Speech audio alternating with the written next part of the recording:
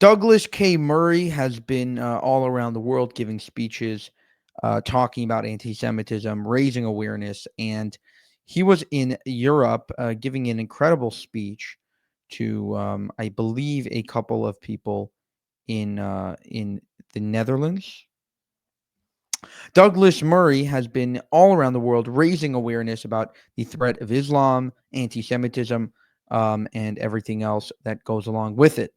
And in a recent speech, he sort of found the root of anti-Semitism and why people hate the Jews. He was asked that a question, and he gave a great answer. Check it out. I'd submit that one of the striking things about anti-Semitism is that it seems, very sadly, to be a human perennial.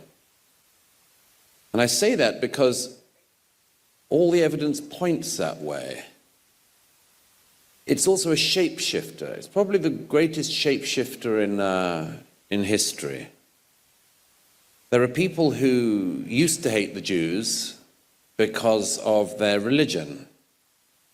And then at some point it became less acceptable to hate people because of their religion.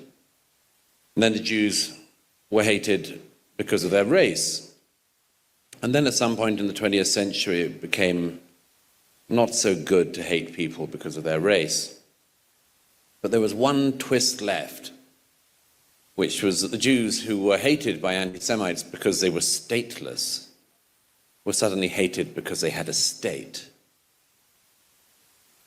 It's one of the insights of a number of writers that the Jews get hated for absolutely every reason. It's an unbelievable fact. The Jews have been hated historically and by people in the world today, and even on people on X today, for all of the following reasons. They have been hated because they've been poor, and they've been hated because they've been rich. They've been hated because they have not integrated into society, and they get hated for integrating into the society. They get hated for, as I say, being rootless cosmopolitans, and then for being Zionists who dare to have a state and not be rootless.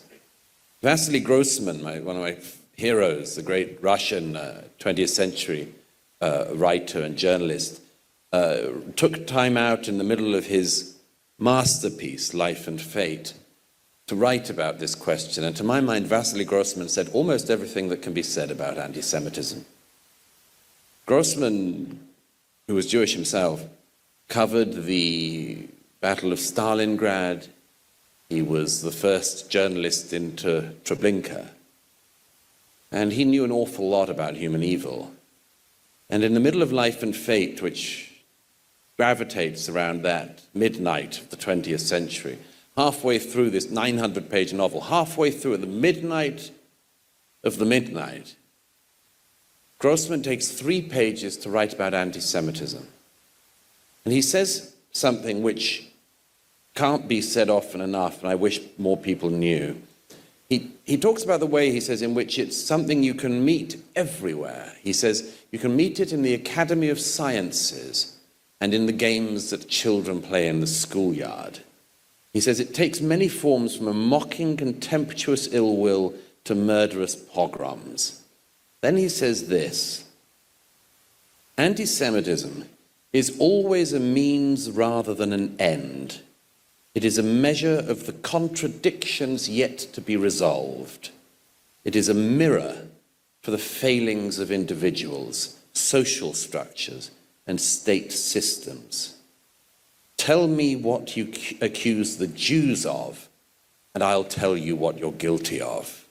For more, subscribe to Jewish Uncensored. If you want to help us make more of these videos, you can go to buymeacoffee.com/JewishUncensored. That's buymeacoffee.com/JewishUncensored. It really helps us make more of these videos, as well as just in general across social media, fight anti-Semitism and keep the fight up. For more, again, subscribe to the channel.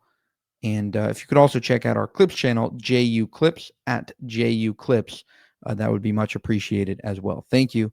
Have a good one.